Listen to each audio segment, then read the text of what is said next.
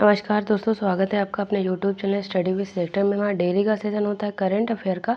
उसमें हम आगे हैं अगले सेशन पे। आज जो हमारा सेशन होगा वो होगा 12 नवंबर का सेशन। तो चलिए शुरू करते हैं आज का सेशन। पहले हम रिवाइज करेंगे हमारा जो लास्ट सेशन था। पहला कह रहा है हाल ही में विश्व सुनामी जागरूकता दिवस कब मनाया गया? 5 नवंबर को मनाया जाता है। किसने ब्राजीलियन ग्रैंड प्रिक्स अभी हाल ही में जीता? मैक्स वर्स्टप्पन ने जीता है। माइया सैंडू को अभी हाल ही में किस देश का राष्ट्रपति चुना गया है? मोल्दोवा का। हाल ही में कहां पर पहले पोलो स्टेडियम का उद्घाटन किया गया है? लद्दाख में किया गया है। विदेश मंत्री एस जयशंकर ने किसके द्वारा लिखित पुस्तक friends India's closest strategic partners का विमोचन किया है? श्री राम चौलिया के द्वारा लिखित ये बुक है। नेक्स्ट कह रहा है हाल ही में भारत और किस देश के बीच में द्विपक्षीय सेनाभ्यास विनबैक्स का 5वां संस्करण शुरू हुआ है? भारत और वियतनाम के बीच में। सुप्रीम कोर्ट के नए दिशा निर्देशों में राजस्थान को कब तक बाल विवाह मुक्त खत्म करने के लिए टाइम दिया गया है? 2030 तक। किस देश ने लकड़ी से बना पहला उपग्रह लिग्नोसैट लॉन्च किया है? जापान के द्वारा लॉन्च किया गया है। किस राज्य सरकार ने महिलाओं के लिए 35% नौकरी आरक्षण को मंजूरी दी है? मध्य प्रदेश सरकार ने। हाल ही में एनटीपीसी ने किसके साथ मिलकर नवीकरणीय ऊर्जा को बढ़ावा देने के लिए संयुक्त उद्यम बनाया है? ओएनजीसी के साथ मिलकर। चलिए शुरू करते हैं आज का सेशन। देखते हैं हमारा पहला क्वेश्चन क्या कह रहा है। कह रहा है हाल ही में राष्ट्रीय कैंसर जागरूकता दिवस कब मनाया गया है? ऑप्शन हमारा बी हो जाएगा। हर साल 7 नवंबर को राष्ट्रीय कैंसर जागरूकता दिवस मनाया जाता है। तो करेक्ट आंसर ऑप्शन बी हो जाएगा, 7 नवंबर। बात करें तो वर्ष 2014 से भारत में 7 नवंबर को हर साल राष्ट्रीय कैंसर जागरूकता दिवस के रूप में मनाया जाता है। इस दिन कैंसर की रोकथाम, पहचान और उपचार के बारे में लोगों को जागरूकता बढ़ाना इसका मुख्य उद्देश्य है। आगे बढ़ते हैं हम। देखेंगे हमारे कुछ दिवस है जिनको रिवाइज करते चलते हैं। विश्व शाकाहारी दिवस 1 नवंबर को मनाया जाता है। ऑल सोल्स डे 2 नवंबर को। विश्व जेलीफिश दिवस मनाया जाता है 3 नवंबर को। नेशनल कैंडी डे 4 नवंबर को मनाया जाता है। और विश्व सुनामी जागरूकता दिवस 5 नवंबर को मनाया जाता है। आगे बढ़ते हैं। हमारा क्वेश्चन कह रहा है हाल ही में किसने पेरिस मास्टर्स 2024 का खिताब जीता है? ऑप्शन हमारा बी हो जाएगा। अलेक्जेंडर ज्वेरेव ने अभी हाल ही में पेरिस मास्टर 2024 का खिताब जीता है। तो करेक्ट आंसर ऑप्शन बी हो जाएगा। अलेक्जेंडर ज्वेरेव ने रोलेक्स पेरिस मास्टर फाइनल में उगो हम्बर्ट को 6-2, 6-2 से हराकर जीत अभी हाल ही में हासिल की है। तो कौन जीते हैं? अलेक्जेंडर ज्वेरेव ने जीता है। आगे देखते हैं। हम रिवाइज करेंगे हमारे कुछ जो अभी हाल ही में ओपन हुए हैं। जैसे विंबलडन में किसने जीता? पुरुष एकल का खिताब कार्लोस अल्कराज ने जीता है। महिला एकल का बारबोरा क्रेजिस्कोवा ने जीता है। फ्रेंच ओपन 2024 में पुरुष एकल का खिताब कार्लोस अल्कराज ने जीता है। और महिला एकल का ईगा स्विटेक ने, जो पोलैंड की है, उन्होंने जीता है। ऑस्ट्रेलियन ओपन जीता है पुरुष एकल का जैनिक शिनर ने। महिला एकल आर्याना शाबालेंका ने। और यूएस ओपन 2024 पुरुष एकल जैनिक सिनर ने। और महिला एकल का खिताब जीता है आर्याना शाबालेंका ने। आगे बढ़ते हैं। अगला क्वेश्चन कह रहा है हाल ही में कौन विश्व स्तर पर सबसे कम उम्र के फिडे शतरंज खिलाड़ी बन गए हैं? कौन विश्व स्तर पर सबसे कम उम्र के फिडे शतरंज खिलाड़ी बन गए हैं? ऑप्शन हमारा बी हो जाएगा। अनीश सरकार जो है वो सबसे कम उम्र के फिडे शतरंज खिलाड़ी अभी हाल ही में बन गए हैं। तो करेक्ट आंसर ऑप्शन बी हो जाएगा। कोलकाता के 3 वर्षीय अनीश सरकार इतिहास के सबसे कम उम्र के रेटेड शतरंज खिलाड़ी अभी हाल ही में बन गए हैं। तो करेक्ट आंसर अनीश सरकार हो जाएगा। आगे बढ़ते हैं। कुछ रिवाइज करेंगे हमारे करंट के क्वेश्चन। 45वें फिडे शतरंज ओलंपियाड में ओपन वर्ग और महिला वर्ग में भारत ने स्वर्ण पदक जीता है। नॉर्वे शतरंज 2024 में ओपन वर्ग का खिताब मैग्नस कार्लसन ने जीता है। भारत के फिडे मास्टर गुरप्रीत पाल सिंह ने ग्रीस के क्रेट में एशियो विश्व शतरंज चैंपियनशिप में स्वर्ण पदक जीता है। भारतीय ग्रैंड मास्टर अर्जुन एरिगैसी ने लंदन में क्लासिकल शतरंज के फाइनल में 2 ड्रा के बाद आर्मागेडन गेम में फ्रांस के मैक्सिम वचलर ग्लाग्रेव को हराकर WR शतरंज मास्टर का खिताब जीता है। शीर्ष वरीयता प्राप्त IM हरिकृष्णन एरा ने ब्लिट्ज ओपन का खिताब अपने नाम किया है। आगे बढ़ते हैं। हमारा अगला क्वेश्चन कह रहा है हाल ही में 55वें भारत अंतर्राष्ट्रीय फिल्म महोत्सव का फोकस देश किसे घोषित किया गया है? जो 55वें भारत अंतर्राष्ट्रीय फिल्म महोत्सव गोवा में आयोजित किया जा रहा है उसका फोकस देश किसको घोषित किया गया है? ऑप्शन हमारा बी हो जाएगा। ऑस्ट्रेलिया को फोकस देश घोषित किया गया है। आगे बात करें तो 20 नवंबर से 28 नवंबर 2024 तक गोवा में आयोजित होने वाले भारतीय अंतर्राष्ट्रीय फिल्म महोत्सव के 55वें संस्करण में ऑस्ट्रेलिया को फोकस देश के रूप में नामित किया गया है। किसको? ऑस्ट्रेलिया को नामित किया गया है, ऑस्ट्रेलिया को घोषित किया गया। ऑस्ट्रेलिया की बात करें तो राजधानी यहाँ की कैनबरा है, मुद्रा ऑस्ट्रेलियन डॉलर, यहाँ के प्रधानमंत्री एंथोनी अल्बनीज है, ये आप देख सकते हैं मैप ऑस्ट्रेलिया का। आगे बढ़ते हैं, बात करें तो ऑस्ट्रेलिया ने शिशुओं में मूंगफली एलर्जी के इलाज के लिए दुनिया का पहला कार्यक्रम शुरू किया है। ऑस्ट्रेलिया ने राइट टू डिस्कनेक्ट कानून लागू किया है, जो कर्मचारियों को कार्य समय के बाहर नियोक्ताओं से संपर्क करने से मना करने की अनुमति देता है। फिनलैंड ने कुछ श्रमिकों को बर्ड फ्लू से बचाव के लिए टीकाकरण शुरू कर दिया, जिससे वह ऐसा करने वाला पहला देश भी बन गया है। चीन ने पूरी तरह कार्बन फाइबर से बनी दुनिया की पहली यात्री ट्रेन का अनावरण किया। विदेश मंत्री एस जयशंकर ने ब्रिस्बेन में भारत के नए वाणिज्य दूतावास का उद्घाटन किया है। यूक्रेन ड्रोन, ये ब्रिस्बेन जो है ये ऑस्ट्रेलिया में है। यूक्रेन ड्रोन प्रणालियों के लिए समर्पित सैन्य शाखा स्थापित करने वाला विश्व का पहला देश बन गया है। आगे बढ़ते हमारा अगला क्वेश्चन कह रहा है, हाल ही में किसने अपनी पुस्तक speaking with nature the origins of Indian environmentalism का विमोचन किया है?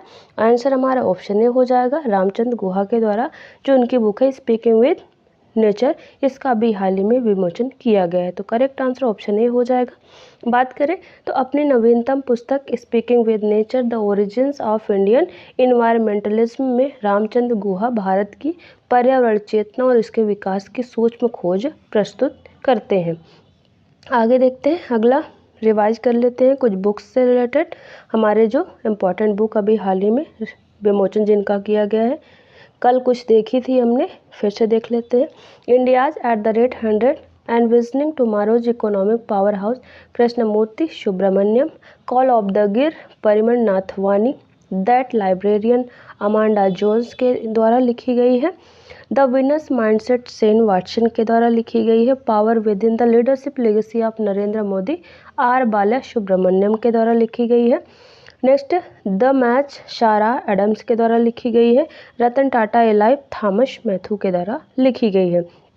अगला क्वेश्चन कह रहा है, हाल ही में किस बैंक ने real time international money transfer tracking शुरू की है? ऑप्शन हमारा बी करेक्ट हो जाएगा। IDFC फर्स्ट बैंक के द्वारा अभी हाल ही में real time international money transfer tracking जो सेवा है उसकी शुरुआत की गई है। करेक्ट आंसर ऑप्शन बी हो गया। IDFC फर्स्ट बैंक स्विफ्ट के साथ मिलकर विदेश में भेजे गए पैसे के लिए रियल टाइम ट्रैकिंग सेवा देने वाला पहला भारतीय ऋणदाता बैंक बन गया है। IDFC फर्स्ट बैंक ने विदेश में भेजे गए पैसे को ट्रैक करने के लिए एक नई सेवा की शुरुआत की है। यह सेवा बैंक के मोबाइल ऐप और इंटरनेट बैंकिंग प्लेटफॉर्म पर उपलब्ध है। इस सेवा को देने के लिए बैंक ने स्विफ्ट के साथ साझेदारी की है। ग्राहक अब अपने पैसे के ट्रांसफ़र को वास्तविक समय में ट्रैक कर सकेंगे। आगे देखते हैं हमारे बैंक से रिलेटेड कुछ करंट के क्वेश्चन। ग्लोबल फाइनेंस मैगजीन ने वाशिंगटन में अपने 31वीं वार्षिक सर्वश्रेष्ठ बैंक पुरस्कार में भारतीय स्टेट बैंक को 2024 के लिए भारत का सर्वश्रेष्ठ बैंक घोषित किया है। पंजाब एंड सिंध बैंक ने national e governance services limited के सहयोग से अपनी ई बैंक गारंटी सुविधा शुरू करने की घोषणा की है। फिनटेक फर्म स्लाइस ने भारतीय रिजर्व बैंक से मंजूरी मिलने के 1 साल बाद north east small finance bank के साथ सफलतापूर्वक विलय कर लिया है। बैंक ऑफ बड़ौदा ने BOB उत्सव जमा योजना के नाम से एक 400 दिवसीय सावधि योजना की शुरुआत की है। अखिल भारतीय बैंक कर्मचारी संघ ने बैंक ग्राहकों को शिकायत निवारण में सहायता के लिए बैंक क्लिनिक पहल की शुरुआत अभी हाल ही में की है। आगे बढ़ते हैं, अगला क्वेश्चन कह रहा है, हाल ही में तनुश्री पांडे ने विश्व सॉफ्ट टेनिस चैंपियनशिप में कौन सा पदक जीता है? ऑप्शन बी करेक्ट हो जाएगा। तनुश्री पांडे ने विश्व सॉफ्ट टेनिस चैंपियनशिप में अभी हाल ही में रजत पदक जीता है। तो करेक्ट आंसर ऑप्शन बी हो जाएगा। तनुश्री पांडे ने वर्ल्ड सॉफ्ट टेनिस चैंपियनशिप में रजत पदक जीता। यह प्रतियोगिता चीन के जिंगशान में आयोजित की गई थी। सॉफ्ट टेनिस की बात करें तो सॉफ्ट टेनिस पारंपरिक टेनिस का एक रूप है। इसमें नरम गेंदों और हल्के रैकेट का उपयोग किया जाता है। आगे बढ़ते हैं, कुछ टेनिस से रिलेटेड करंट के क्वेश्चन। आर्यना शबालेंका ने रोमांचक फाइनल में घरेलू पसंदीदा झेंग किनवेव को हराकर अपना लगातार तीसरा वुहान ओपन का खिताब जीता है। भारत के यूकी बाबरी और उनके फ्रांसीसी जोड़ीदार अल्बोनो ओलिवेट ने स्विट्जरलैंड के गस्टाड में Swiss open ATP tour tennis tournament में पुरुष एकल का युगल का खिताब जीता है। इटली के जैनिक सिनर ने मियामी ओपन में जीत हासिल की है, जबकि डेनियल कोलिंस ने महिला एकल का खिताब जीता है। कौन सा? मियामी ओपन है ये। साथियान गडानासेखरन बेरूत में WTT फीडर सीरीज में पुरुष एकल खिताब जीतने वाले पहले भारतीय बन गए हैं। भारत की सृजा अकुला ने WTT फीडर बेरूत 2024 में सारा डेनुटे को हराकर जीत हासिल की है। आगे देखते हैं। भारतीय टेनिस खिलाड़ी रोहन बोपन्ना ने 43 वर्ष की उम्र में सबसे उम्रदराज ग्रैंड स्लैम विजेता बनकर ऐतिहासिक उपलब्धि हासिल की है। आगे बढ़ते हैं। अगला क्वेश्चन कह रहा है, हाल ही में जारी एडेलगिव हारून परोपकारी सूची 2024 में शीर्ष पर कौन रहे? ऑप्शन सी करेक्ट हो जाएगा। शिव नादर जो हैं वो एडेलगिव हारून परोपकार सूची जो अभी हाल ही में जारी हुई है उसमें शीर्ष पर रहे हैं, तो करेक्ट आंसर ऑप्शन सी हो जाएगा। HCL के संस्थापक शिव नादर 2153 करोड़ रुपए के वार्षिक दान के साथ हुरून इंडिया फिलैंथ्रोपी 2024 में शीर्ष पर है, जिससे उन्हें तीसरी बार भारत के सबसे उदार परोपकारी व्यक्ति का खिताब मिला है।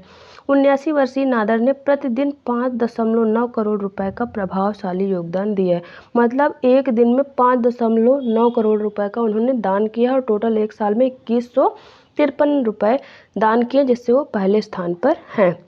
आगे देखते हैं। 11.6 लाख करोड़ रुपए की संपत्ति के साथ गौतम अडानी और उनके परिवार ने मुकेश अंबानी को पीछे छोड़कर हुरून इंडिया रिच लिस्ट में पहला स्थान हासिल किया है। 2024 फॉर्च्यून ग्लोबल 500 की सूची में जो है 2023 में केवल 8 भारतीय कंपनियों को शामिल किया गया है। HDFC बैंक को इस साल पहली बार इसमें शामिल किया गया। भारत की सबसे बड़ी ऊर्जा कंपनी NTPC लिमिटेड ने ATD बेस्ट अवार्ड 2024 में तीसरा स्थान हासिल किया है। अंतर्राष्ट्रीय वायु परिवहन प्राधिकरण द्वारा प्रकाशित हेनले पासपोर्ट इंडेक्स में भारत 80वें स्थान पे है।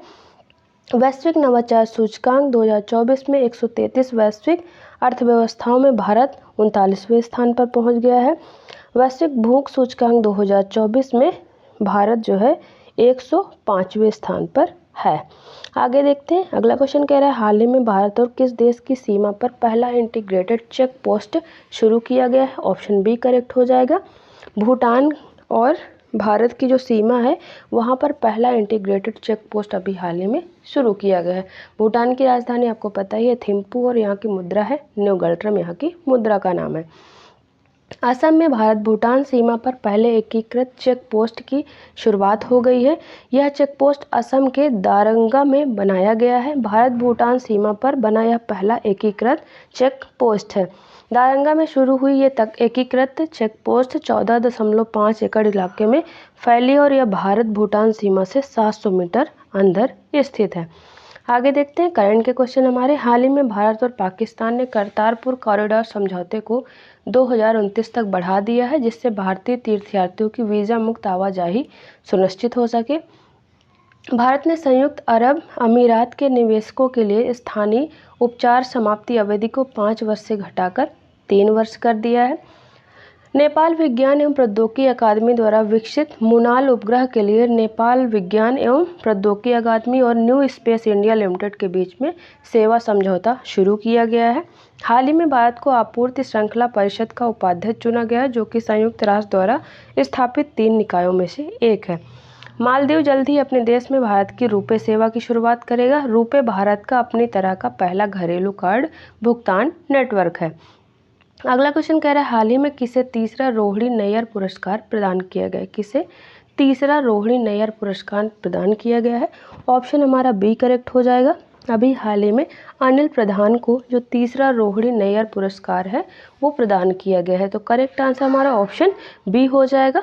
बात करें तो यंग टिंकर फाउंडेशन जो है उसके सह संस्थापक अनिल प्रधान को ग्रामीण विकास में उत्कृष्ट योगदान के लिए तीसरे रोहिणी नैयर पुरस्कार से सम्मानित किया गया है। यंग टिंकर फाउंडेशन एक गैर लाभकारी संगठन है जो वंचित क्षेत्रों में स्टेम यानी विज्ञान, प्रौद्योगिकी, इंजीनियरिंग और गणित शिक्षा पर काम कर रहा है। ये उड़ीसा के रहने वाले हैं। आगे देखते हैं हमारे करंट के क्वेश्चन कुछ अवार्ड से संबंधित। फिल्म निर्माता विनोद गडात्रा प्रतिष्ठित Nelson Mandela lifetime achievement award से सम्मानित होने वाले पहले भारतीय बन गए हैं। हिंदी लेखक गौरव पांडे को साहित्य अकादमी युवा पुरस्कार 2024 से सम्मानित किया गया है। वर्ष 2024 के पेन पेंटर पुरस्कार के लिए अरुंधति राय को चुना गया है। विटली फंड फॉर नेचर के विटली गोल्ड अवार्ड 2024 से पूर्णिमा देवी वर्मन को सम्मानित किया गया है। भारतीय मूल की लेखिका प्रशांति राम को अंग्रेजी फिक्शन के लिए सिंगापुर साहित्य पुरस्कार 2024 प्रदान किया गया है। नेक्स्ट कह रहा है हिंदी साहित्य के विकास में योगदान के लिए उषा ठाकुर को 12वां विश्व हिंदी सम्मान जो है वो प्रदान किया गया है। इस तरह जो हमारे ऑब्जेक्टिव टाइप के क्वेश्चन होते हैं वो खत्म होते हैं। एक क्वेश्चन लास्ट वीडियो में आपसे पूछे थे, उसका आंसर देते हैं। क्वेश्चन था, हाल ही में पीएम नरेंद्र मोदी ने ब्रिक्स शिखर सम्मेलन के दौरान रूसी राष्ट्रपति को कौन सी पारंपरिक पेंटिंग उपहार में दी है? ऑप्शन बी हमारा करेक्ट हो जाएगा। जो झारखंड की प्रसिद्ध सोहराई पेंटिंग है उसको अभी हाल ही में पीएम नरेंद्र मोदी के द्वारा जो रूसी राष्ट्रपति व्लादिमीर पुतिन है उनको ब्रिक्स शिखर सम्मेलन के दौरान भेंट में दी गई है। आगे एक क्वेश्चन डेली आपसे पूछते हैं जिसका आंसर आपको हमें कमेंट बॉक्स में देना होता है। क्वेश्चन कह रहा है, हाल ही में एनटीपीसी ने किसके साथ मिलकर नवीकरणीय ऊर्जा को बढ़ावा देने के लिए संयुक्त उद्यम बनाया है?